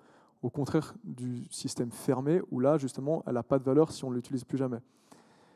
Et c'est véritablement ça, à mon avis, le plus intéressant, c'est que plus que la spéculation, c'est simplement le temps qu'on va passer à jouer pour obtenir une arme, par exemple, il pourrait être investi dans une revente avec quelqu'un d'autre. Pour illustrer ça, je vais vous parler de 2 exemples spécifiques. Les 2 exemples sont intéressants, chacun pour des raisons propres. Le premier, c'est ce qu'on appelle un skin. Un skin, c'est simplement un asset cosmétique dans le jeu Fortnite. Et ce skin, c'est une représentation en 3D de Ariana Grande, donc grande pop star, idole des jeunes, qui est disponible pour le moment contre 2500 V-Bucks, qui est la monnaie in-game de Fortnite. Ça équivaut à peu près à 20 €, sauf erreur. Quand on paye ces 20 francs, on va pouvoir jouer un certain temps avec le skin d'Ariana Grande jusqu'au moment où on va vouloir en changer. Et en fait, ce skin va rester dans notre inventaire et il ne va plus jamais être utilisé. Alors qu'en fin de compte, si on part encore une fois sur un système décentralisé, on pourrait très bien imaginer revendre notre skin à quelqu'un d'autre. Et c'est là où il y a les 2 valeurs. Il y a la valeur résiduelle qui rentre en ligne de compte, mais il y aura aussi la valeur spéculative si par exemple ce skin est limité à 10 exemplaires. J'ai mis cet exemple parce que selon moi, ça représentait le mieux, disons, c'est ce qui se rapproche le plus du métaverse à l'heure actuelle, dans le sens où on a une représentation 3D d'une pop star qu'on va utiliser pour interagir dans un Battle Royale qui est un jeu où le but est de survivre face à 99 autres personnes qui veulent nous tuer. Et je trouve ce mélange plutôt drôle. Deuxième exemple, c'est Assassin's Creed. C'est la même chose. On part sur des skins qu'on va pouvoir acheter pour notre cheval, par exemple, ou pour notre guerrier. À rajouter que Assassin's Creed était un jeu premium. Le business model des jeux Assassin's Creed sont premium, c'est-à-dire que si on veut y jouer, on est obligé de dépenser de l'argent pour l'acheter. Contrairement par exemple à Fortnite, qui est un jeu free-to-play, où on peut jouer sans dépenser quoi que ce soit, mais par contre ils se font de l'argent avec les skins. Là, il y a le double business model, il y a le premium, mais en plus de ça, on a la possibilité d'acheter des skins directement in-game. Si je vous ai montré cet exemple, c'est parce que Ubisoft, l'éditeur du jeu, a lancé aujourd'hui, c'est pile la bonne date, une plateforme qui s'appelle Quartz pour vendre leur propre NFT. C'est un peu une petite révolution dans l'univers du jeu vidéo, de par le fait que jamais un éditeur aussi gros, sauf erreur, c'est le 3e ou 4e plus gros éditeur de jeux vidéo au monde, jamais un éditeur aussi gros n'avait touché au NFT pour le moment. Et c'est quelque chose qui fait beaucoup parler sur Twitter, normalement, sur Internet. Et du coup, même avec c'est un pas de plus sur les points dont on est en train de discuter avec des exemples concrets. World of Warcraft, je vais m'apaisantir dessus un peu plus longtemps parce qu'il y a 3 points intéressants en termes de monétisation décentralisée qui pourraient nous intéresser. World of Warcraft est certainement le MMORPG, donc un jeu massivement multijoueur le plus connu et le plus joué au monde. Moins maintenant, mais disons qu'il a eu ses heures de gloire. Il y a 3 points qui nous intéressent ici, comme je vous l'ai dit. Le premier, c'est qu'il y a un commerce gigantesque de revente de comptes de jeux Blizzard, donc l'éditeur de World of Warcraft, qui s'est créé à travers le temps. C'était vraiment une économie parallèle qui brassait des millions de francs. Et en fait, ce qui se passait, c'est quand les gens jouaient et gagnaient des bonus in-game ou montaient de niveau, au bout d'un moment, s'ils avaient envie d'arrêter de jouer, ils trouvaient ça dommage de simplement arrêter de jouer et de perdre le temps qu'ils avaient investi là-dedans. Du coup, il y en a qui ont décidé de simplement revendre leur compte, ce qui permettait à des gens qui n'avaient pas envie de passer des heures et des heures à monter de niveau, de directement jouer avec un niveau important. Et ça fait vraiment des années que cette économie parallèle a été créée. Ce qui est intéressant, c'est que du coup, c'est une économie qui n'est pas du tout gérée par l'éditeur, alors qu'une solution basée sur des NFT pourrait justement être un business model supplémentaire pour ces éditeurs de jeux vidéo. Ça, c'est la même chose. Hearthstone, c'est un autre jeu, c'est un jeu de cartes, toujours édité par Blizzard, où on voit justement une liste de comptes qui peuvent être rachetés directement. Deuxième point lié au NFT et au blockchain, c'est ce qu'on appelle le gold farming.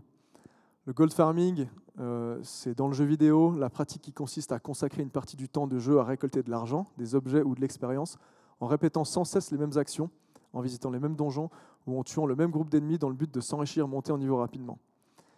Ce qui est intéressant là-dedans, c'est qu'il y avait des pays où les gens avaient peut-être moins... En fait, ce qui s'est passé, c'est qu'il y a eu une économie parallèle également qui s'est créée, où des gens, notamment en Chine, jouaient toute la journée pour gagner de l'or et pour le revendre directement à des joueurs dans les pays occidentaux. C'est un truc qu'on retrouve directement dans les NFT, avec le jeu, notamment avec le jeu Axie Infinity, qui est certainement le jeu NFT qui a le plus de succès au monde actuellement. Parce qu'en fait, il y a des centaines de milliers de joueurs philippins qui ont transformé cette activité en métier. Avec le Covid, il y en a beaucoup qui ont perdu leur job, par exemple conducteur de taxi, etc. Et en fait, Axie Infinity est basé sur le business model play to earn, c'est-à-dire plus ils jouent, plus ils vont récolter des assets qu'ils vont ensuite pouvoir revendre. Et en fait, c'est véritablement à l'heure actuelle un moyen de gagner de l'argent qui est souvent plus, disons, intéressant pour des gens à revenus bas. Le problème là-dedans, c'est, comme on peut le voir sur la dernière phrase de la définition ici, c'est que le farming est également pratiqué par des prisonniers purgeant des peines en Chine. Et ça, c'est vraiment quelque chose qui peut être problématique sur le long terme si, en fin de compte, on utilise les gens juste pour faire de l'argent comme ça. Dernier point lié à World of Warcraft, ça s'éloigne un peu des NFT, mais j'ai trouvé ça extrêmement intéressant comme parallèle avec notre monde. C'est l'incident du sang vicié. Je vais vous lire la description, comme ça je suis sûr de ne pas dire de bêtises. L'incident du sang vicié, aussi quelquefois appelé peste du sang corrompu, désigne une pandémie virtuelle accidentelle dans le MMORPG World of Warcraft qui a duré une semaine à partir du 13 septembre 2005. L'épidémie a commencé à cause de l'introduction d'un nouveau niveau dans le jeu appelé Zul'Gurub, dont le boss, Akar l'écorcheur, c'est lui, est capable de lancer sur les joueurs un sort d'affaiblissement contagieux appelé sang vicié. En gros, il vous lance un sort et avec le temps, il y a votre énergie qui baisse. Ce sort, il est lancé dans la salle du boss et normalement, ça reste là. Le sort, limité uniquement à la zone de Zul'Gurub, s'est rapidement répandu à travers le monde virtuel du jeu à cause d'un bug ayant permis aux PNJ et aux familiers de propager l'infection hors des limites de ce territoire. Les PNJ et les familiers, les PNJ, c'est les personnages qui sont contrôlés par l'ordinateur, et les familiers, c'est simplement les montures des gens. Ce sort propagé à la fois accidentellement et volontairement a rapidement produit une pandémie, tuant en grand nombre les personnages de niveau faible. Le problème a affecté radicalement le gameplay normal puisque les joueurs ont été forcés de fuir l'infection, notamment en désertant les grandes villes du monde virtuel ou en évitant de jouer. Malgré des mesures de quarantaine imposées par les programmeurs, l'éradication de la pandémie a finalement nécessité patch et réinitialisation du serveur. L'incident intéresse des épidémiologistes qui ont trouvé un prototype de modèle permettant d'analyser la propagation d'une maladie infectieuse en tenant compte des réactions des populations face à une épidémie. Ces modèles ont été utilisés pour notamment se battre contre le Covid. Et du coup, j'ai trouvé ça très drôle et intéressant de voir qu'en fait, il pouvait y avoir des parallèles aussi profonds entre les mondes virtuels et le monde réel. Un autre cas extrêmement intéressant de métaverse, je dirais, on va en parler plus en profondeur après, c'est le jeu EVE Online. EVE Online est un jeu qui est sorti en 2003, donc qui a plus de 18 ans actuellement, qui est aussi un MMORPG et qui n'a pas un véritable but, c'est-à-dire qu'il n'y a pas des missions à faire pour les joueurs, c'est simplement un énorme univers qui a été créé et qui est laissé à disposition des joueurs. Du coup, les gens peuvent faire de l'exploration, ils peuvent avoir un métier, ils peuvent être mineurs, ils peuvent être guerriers, ils peuvent être pirates, peu importe. Mais en fin de compte, cet univers devient ce que les gens choisissent qu'il soit. Ça fait plus de 18 ans, comme je l'ai dit, qu'il est disponible, ce qui est un cas extrêmement rare dans le milieu du jeu vidéo. Normalement, jamais un cycle de vie est aussi important que ça. À savoir que c'est l'un des 20 jeux qui ont été inclus au MoMA dans leur exposition, enfin disons que c'est un des 20 jeux vidéo qui reste dans l'exposition, comment on dit, l'exposition qui reste tout le temps, permanente. Ah, purée, j'ai galéré. Dans l'exposition permanente du MoMA, parce qu'en fin de compte, ce jeu a une dizaine de records du monde à son actif et a une importance en termes d'univers virtuel. Un de ces exemples, c'est qu'il y a des factions qui se créent et ces factions essayent des fois, périodiquement, de prendre le pouvoir, par exemple. Il y a eu plusieurs batailles d'envergure qui ont eu lieu dans le jeu. La dernière grande, c'était la plus grande, c'était en début 2021. Je vais vous en lire un peu. Le massacre en M2XFE, fin décembre 2020 et début 2021, par ces deux batailles proches impliquant plus de 13 000 joueurs autour de trois systèmes solaires, et la bataille la plus importante et la plus chère de l'histoire du jeu. L'offensive n'est que virtuelle, mais son échelle fait froid dans le dos. 14 000 vaisseaux lancés sur une riche mégalopole dans une attaque suicide collective, des forces de police en déroute, une économie entière, l'essence même du jeu, mise en péril par une frange extrémiste de la population. 1500 joueurs, soit l'équivalent de 26 millions de personnes à l'échelle de la Terre, déterminés à semer le chaos. Ce qui est important là-dedans, c'est que les montants des vaisseaux ou des dégâts que l'on peut voir, qui sont estimés à 29 milliards d'ISK, la monnaie du jeu, sont de la perte d'argent pure dans notre monde réel aussi, parce que les gens vont devoir dépenser de l'argent ou vont devoir commercer les différentes ressources du jeu pour pouvoir s'acheter des vaisseaux notamment. Quand ils jouent et ils font des attaques suicides, cet argent, ils le perdent. C'est pas quelque chose qu'ils vont récupérer. Mais leur but est d'aller plus loin, c'est véritablement de prendre d'assaut le système économique et peut-être gagner 100 fois plus d'intérêts financiers avec ça. Ce qui est aussi extrêmement intéressant là-dedans, c'est de savoir que les développeurs du jeu sont au courant de ce genre de choses et ils décident de ne rien faire parce que c'est ça qui les intéresse en fin de compte, c'est de laisser ce système le plus décentralisé possible. Donc c'est pour ça qu'en fait, c'est certainement le jeu qui se rapproche le plus du Web 3 pour le moment, du gaming décentralisé. Et ça va plus loin que ça. Là, on voit en bas qu'il y a un joueur qui a mis 9 ans pour explorer tout le système d'EVE Online. C'est véritablement un univers qui est extrêmement diversifié et étendu. Et un des joueurs qui, depuis a sa statue dans le jeu, a pris 9 ans à raison de 1 heure par soir pour explorer les différents systèmes d'EVE Online. L'exemple en haut, c'est aussi un exemple dont je vais vous lire le résumé parce que c'est très parlant en termes de métaverse, dans le sens où, que ce soit au niveau du vocabulaire, mais aussi en termes de profondeur de ce qui nous est proposé, on pourrait difficilement penser que c'est lié à un jeu vidéo. Cela s'est produit il y a quelques heures. Un espion infiltré dans le directorat de la corporation exécutrice de l'alliance S2N Citizens a initié un vote pour reprendre la direction de la corporation.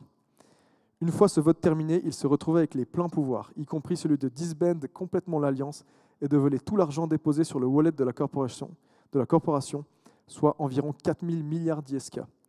En effet, tout détenteur de plus de 5% des actions de la corporation peut initier un vote pour prendre la place de l'actuel CEO. Une fois que le vote est terminé, si plus de 50% des voix sont pour la nouvelle personne, celle-ci est désignée d'office comme nouveau CEO. Le vocabulaire qui est utilisé se rapproche plus du monde des entreprises ou de la finance que du jeu vidéo.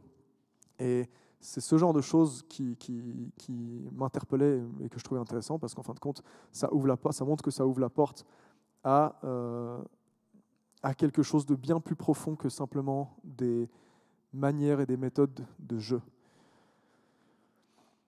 Et du coup, nous nous rapprochons par cela des métaverses, du métaverse. Métaverse, c'est un mot qu'on utilise beaucoup ces derniers temps, qui est un buzzword que j'aime pas forcément. On l'utilise beaucoup notamment depuis que Facebook a fait un live où ils expliquaient comme quoi c'était leur prochaine mission ces 10 prochaines années. Et c'est pour ça qu'ils changeaient leur nom en Meta.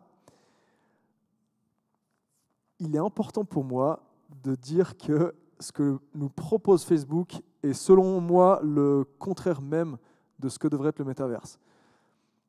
Le métaverse, des exemples comme on a vu là, comme EVE Online ou World of Warcraft, se rapprochent plus selon moi du métaverse que ce que pourrait nous proposer Facebook.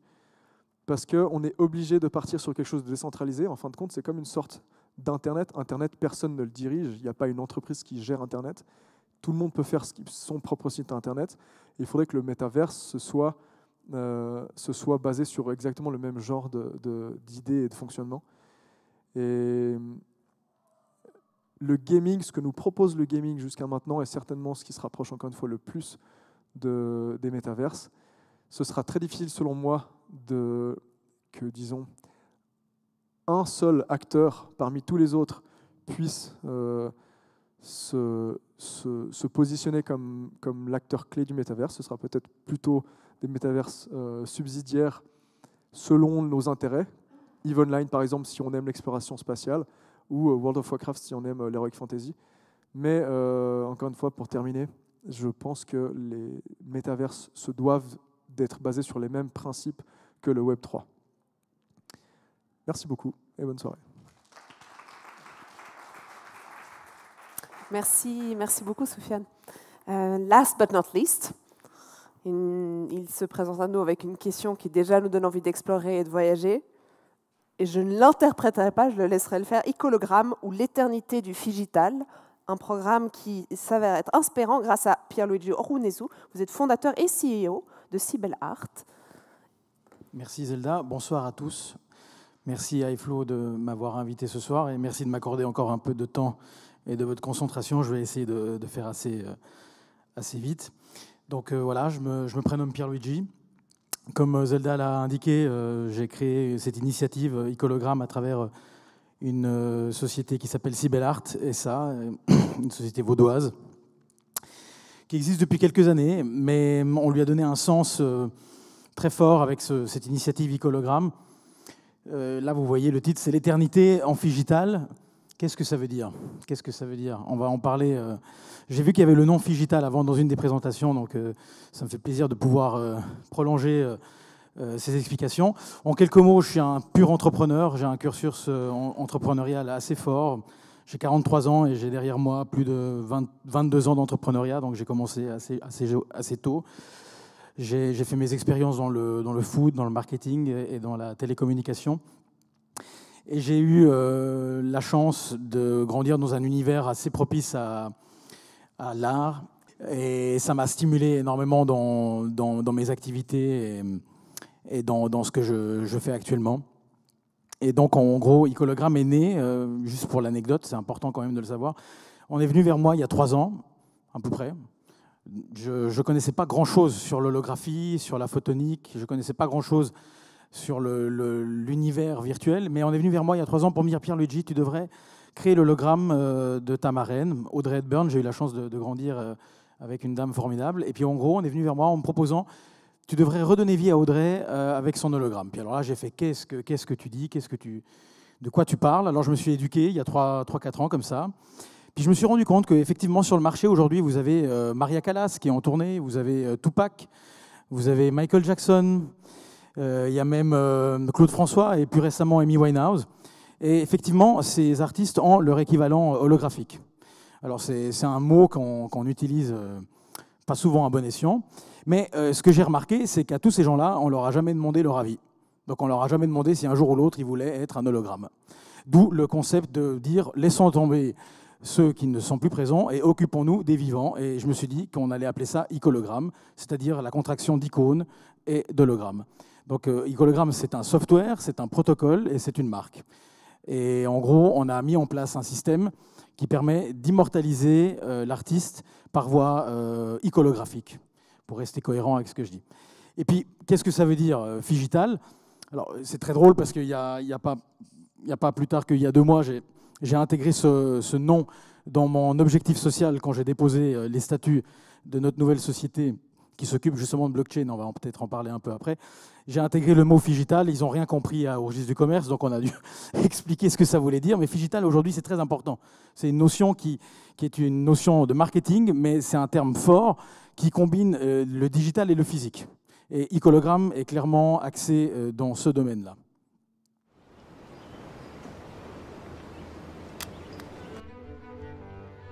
Imagine delivering your art and expertise anytime, anywhere to anyone. Imagine a technology that can guarantee full confidence to your audience.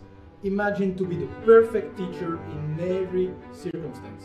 Imagine offering your know-how for now. Ce qui est important ici, c'est que ce que vous voyez là, ce n'est pas de la modélisation, c'est de la captation pure.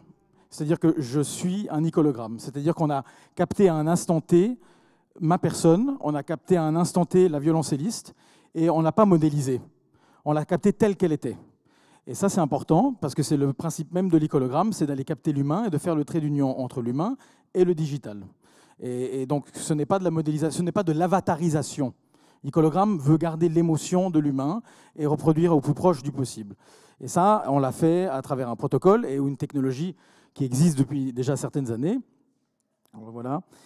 Donc, comme je le disais, c'est une marque déposée, mais effectivement, on maîtrise les aspects de la 3D et on crée de l'interaction et de l'expérience immersive et augmentée, on en parlera après, mais on tient à ce que l'icologramme soit l'alter ego digital de l'humain. Et ça, c'est très important. Et ça, je suis quand même assez fier de le dire, c'est que, fort du constat que j'avais fait avec Audrey, je me suis dit, occupons-nous des humains, j'ai créé avec Icologramme le premier testament holographique artistique.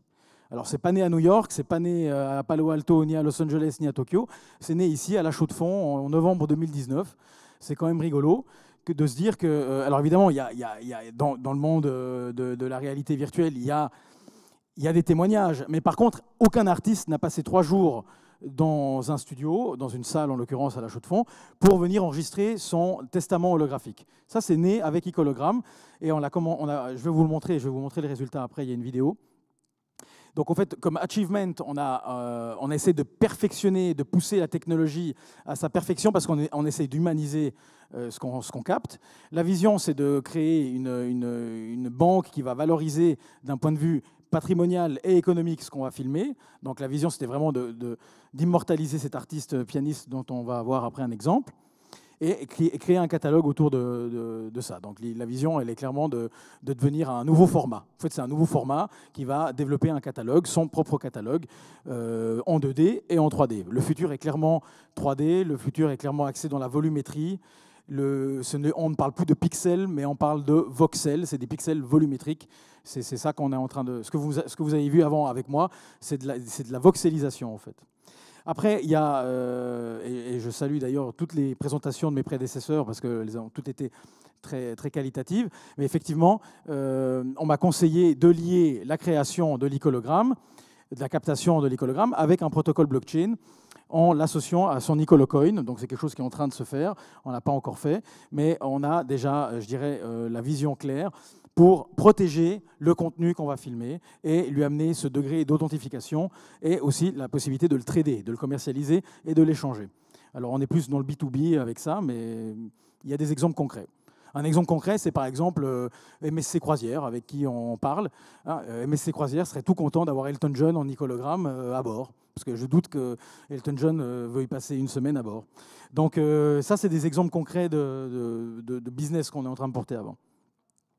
Donc, et on a surtout le côté légal. Parce que quand j'ai signé le contrat, et j'ai avancé un peu mes slides, là c'est l'équipe, hein, évidemment. Vous imaginez qu'autour de moi, il y a une équipe formidable. Il y a des talents pluriels qui regroupent tant les domaines de la virtualisation, mais aussi tout ce qui s'occupe à l'holographie sur scène, tout ce qui s'occupe à l'aspect légal. Et on a même un ancien SVP de EMI Music qui a adhéré à notre concept. Enfin, ce slide-là, j'aurais dû le mettre un peu avant, mais bon, c'est pas grave. Je vais peut-être... oui, alors ça, c'est juste pour vous expliquer l'impact du marché aujourd'hui de la volumétrie, donc c'est-à-dire de ce contenu tridimensionnel. Je ne parle pas de vidéo à 360 degrés, hein. Je parle de vidéo 3D qui capte le sujet de manière complètement circonférentielle. C'est-à-dire qu'à tout moment, on peut se déplacer dans n'importe quel endroit et le regarder à n'importe quel moment, de n'importe quel angle. Alors que la 360 degrés, vous subissez le panorama. Donc là, vous avez donc ici un chiffre assez intéressant. Vous voyez qu'on passe de 226 millions de dollars en 2017 à plus de 2,7 milliards en 2023 pour tout ce qui est captation volumétrique tridimensionnelle. Et effectivement, nous, comme Icologram, on veut alimenter, on parle de métaverse. Alors le métaverse, c'est un grand mot, hein, c'est l'au-delà de l'univers. Hein.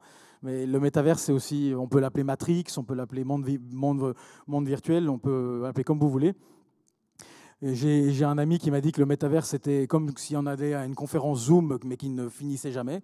Donc voilà, c'est créer du contenu pour ce genre de support, mais pas seulement. Aujourd'hui, ce genre de vidéo volumétrique convient bien au sport, à l'événementiel, l'entertainment, aussi pour tout ce qui est éducation. Donc ça, c'est un axe qu'on veut porter. Tout ce qui est formation, hein, imaginez, je ne sais pas, il y a tellement de possibilités, mais typiquement un grand coiffeur qui a une technique très particulière, on va le capter et à tout moment, vous pourrez, avec votre téléphone, regarder de manière augmentée comment il travaille, mais sous n'importe quel angle, à n'importe quel instant. Voilà, donc c'est ça. L'icologramme, c'est amener le réalisme par voie holographique dans des expériences immersives ou pas. D'ailleurs, après, vous verrez, il y a un QR code qui vous permet de scanner notre application et vous pourrez l'essayer d'ailleurs. Il ne faut pas oublier aussi la dimension acoustique. Quand on a enregistré l'hologramme que vous allez voir bientôt, on l'a enregistré de manière tridimensionnelle. Donc au niveau du son aussi, on a utilisé ce que vous trouvez généralement dans les stades de foot, c'est-à-dire un micro 3D sound recording qui permet d'avoir une spatiométrie extraordinaire au niveau du son. Donc la dimension visuelle est importante, mais la dimension audio est fondamentale aussi dans l'icologramme, surtout quand on parle de musique. Là, c'est intéressant de voir en 2020 les mots-clés que les people reconnaissaient ou étaient relayés dans les médias. Donc le mapping qui domine, et les VTubers, parce qu'il y a de plus en plus de YouTubers qui sont virtuels. Alors ça, c'est typiquement quelque chose qu'Icologram lutte, parce que l'icologramme, c'est le versus deepfake, justement. L'icologramme, c'est garder l'émotion de l'humain versus deepfake, versus faux. Et après, on a en troisième position l'hologramme. Donc l'hologramme commence à faire son entrée de plus en plus dans la sémantique et dans la presse. Et après, le MR, qui est cette mixed reality. Alors, on parle de mixed reality, de extended reality, de augmented reality. On ne sait plus où on en est, mais la mixed reality, au fait, c'est la combinaison de toutes ces réalités digitales. Et les smart glasses. Alors, les smart glasses, j'en ai pris, parce que vous avez certainement dû déjà essayer Oculus, hein, les casques à réalité virtuelle, donc les casques immersifs. Mais moi, j'ai pris un casque Magic Leap qui vous permet d'essayer la réalité augmentée. C'est-à-dire que vous allez pouvoir voir une violoncelliste jouer ici et vous allez pouvoir me voir aussi en icologramme et vous pourrez tourner autour de moi. Alors, ceux qui voudront pourront essayer les lunettes avec toutes les précautions d'usage pour les mesures Covid, naturellement. Voilà, donc nous, ce qu'on veut amener, c'est une nouvelle expérience, mais je vais quand même Ça, c'est ce que je vous disais, c'est ce que vous allez pouvoir tester pour qui le souhaiterait.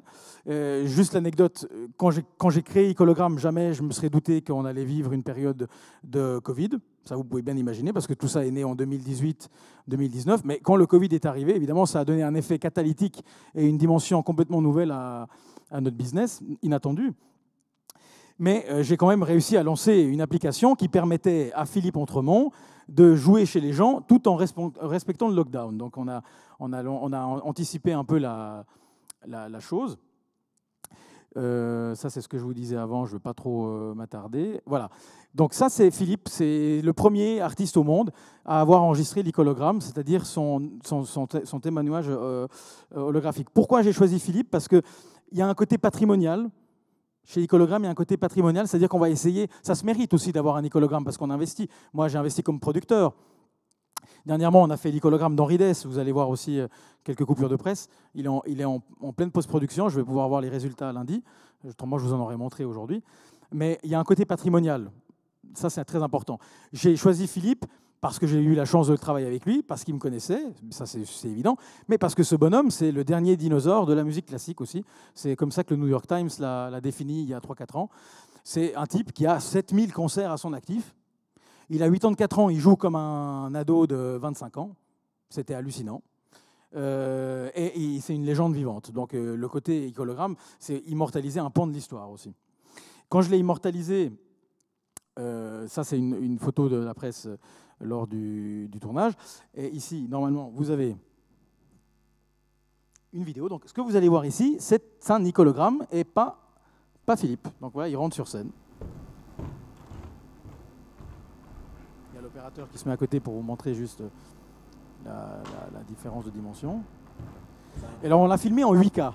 Disney filme en 4K, nous on a filmé en 8K.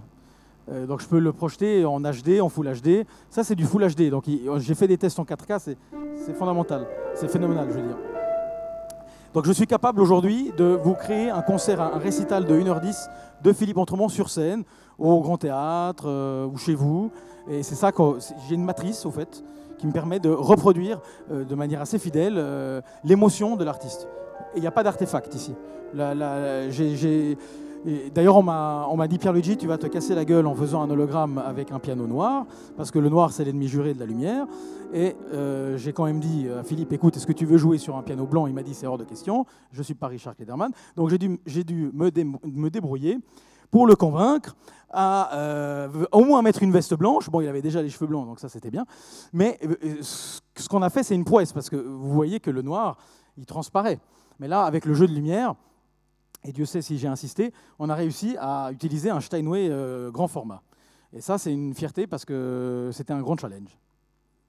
Et autrement, il aurait pas accepté, Philippe n'aurait pas accepté de jouer. Donc ça, c'était assez challenging. Bah, ça, c'est l'exemple typique. Voilà, je peux le faire jouer dans 3-4 endroits simultanément. On peut l'intégrer. On peut l'intégrer sous forme virtuelle, ou sous forme augmentée, ou sous forme scénique. Donc l'Icologram permet de pénétrer d'innombrables canaux de distribution. Alors ça, c'est de la 2D. Lui, on l'a fait en 2D, mais parce qu'un pianiste, généralement, quand on va à un concert, on le voit latéralement, donc ce n'était pas un problème. Et j'aurais pas pu le faire en 3D parce qu'il y a des problèmes techniques encore avec le piano. Par contre, en 3D, on a fait Henri Dess. Alors ça, c'est un autre pan de l'histoire quand même, parce que j'avais pas besoin d'aller voir trop loin. Moi, j'habite à Morges, lui, il habite à Launay. J'ai pris mon téléphone, j'ai appelé sa fille, et un mois après, on s'est rencontrés. Et j'ai convaincu Henri Dess avec ce que j'avais déjà fait avec Philippe. J'ai réussi à le convaincre en disant, écoute, nous, on aimerait t'immortaliser digitalement. Et il a dit oui. Alors, ce qui est intéressant d'un point de vue légal, c'est que Philippe Entremont, c'est un interprète, parce que Mozart et Schubert, ils ne vont pas trop nous embêter. Mais Henri Dess, lui, c'est un auteur-compositeur. Donc on passe à la couche supérieure d'un point de vue des droits voisins, parce qu'il y a toute la couche légale à gérer de l'image. Et donc on a réussi à quand même intégrer de manière légale, on a un légal capital qui est fort, parce qu'on protège Henri Dess. Et Henri Dess a bien compris. Parce que quand j'ai proposé à Henri Dess de faire son hologramme, je lui ai dit, écoute, nous, ce qu'on veut, c'est t'amener dans les hôpitaux.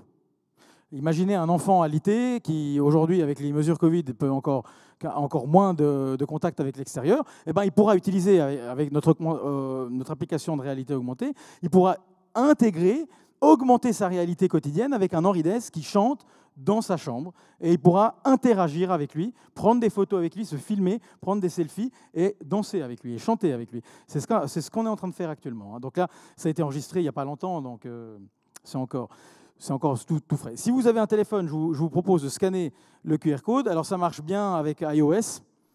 Avec Android, on a quelques problèmes. Mais là, vous avez notre application Web App. Donc ce n'est pas une application Store, c'est une Web App. Ça veut dire que vous avez accès sans problème sur le site. Puis à partir de là, vous allez avoir un catalogue d'icologrammes que vous pourrez intégrer. La seule différence, c'est que ces icologrammes-là, ils ne bougent pas. Ils sont en posing. Vous pouvez les poser devant vous. Vous pouvez vous amuser avec. D'ailleurs, on a été mandaté. On a une start-up. On a émis notre première facture il n'y a pas longtemps. Donc on a été mandaté pour créer du contenu volumétrique et les NFTiser, justement, prochainement pour la Coupe d'Afrique, d'ailleurs. Donc voilà, vous aurez compris que ça permet, nous on digitalise l'humain, c'est aussi une manière de tokeniser le travail humain, parce que la blockchain va permettre de tokeniser le travail humain, ce n'était pas forcément chose évidente il y a quelques années. Et puis on garantit la traçabilité, ce que veut l'artiste. Un Henri Dess était content de dire, voilà, moi je viens au studio, tu m'enregistres, et c'est mon legs, c'est mon testament. Je sais que ça c'est mon testament, je sais que ça c'est moi qui laisse ce contenu pour la postérité. Donc c'est icologramme versus deepfake, comme je disais. Et ça, les artistes, ils aiment beaucoup. Parce que l'artiste est maître de son contenu. Alors qu'une Maria Callas, aujourd'hui, ou une Amy Winehouse, on leur a, comme je disais avant, pas demandé leur avis, c'est les estates, c'est les héritiers ou les producteurs qui vont en faire du patchwork, et ça ne va pas forcément correspondre à l'artiste. Alors qu'icologramme, c'est le miroir de l'artiste. Et ça, c'est très important. Voilà, on dématérialise l'humain pour conserver l'émotion, d'où ce côté un peu ADN et pyramidal. Le logo d'icologramme avec la pyramide, c'est un rappel aux pyramides d'Égypte, parce qu'on tend justement à l'éternité avec icologramme. Voilà, donc ce qu'on veut, c'est protéger du contenu, créer un catalogue artistique fort, mais pas seulement. On va commencer avec l'art. La musique a souvent ouvert des voies innombrables dans le business, hein, l'MP3, l'MP4, voilà. Et puis je pense que là, ce format-là, il pourra être intéressant pour nombre de projets. Mais disons qu'on commence par la musique, mais on ne va pas se limiter à la musique. Et puis, je ne sais pas si vous savez, mais en Allemagne, il y a un zoo qui est complètement holographique. Donc c'est sympa, parce que comme ça, on n'a pas besoin de maltraiter des bêtes. Donc là, vous avez une expérience holographique qui est assez proche du réel. Évidemment, ça reste des hologrammes, mais en l'occurrence, c'est en train de se développer. C'est ça que je voulais dire. Voilà, merci. Merci beaucoup, merci à toutes et tous. L'afterwork du café a déjà commencé, on les entend joyeusement lever les verres. Je vous propose que plutôt que de faire une session de questions-réponses, qu'on était assis assez longtemps, si vous avez des questions pour les intervenants et intervenantes, je vous propose peut-être de les poser de façon plus informelle autour d'un verre, c'est assez sympa. En tout cas, je vous remercie d'avoir été avec nous pour ce dernier rendez-vous de notre cycle d'automne. On va bientôt venir vous retrouver avec d'autres invitations parce que nous sommes en pleine préparation du cycle de printemps. Merci à Cornland Studio, merci aux intervenants, merci au public. Et je me réjouis d'échanger avec vous dans quelques minutes. À bientôt et surtout bonne fête!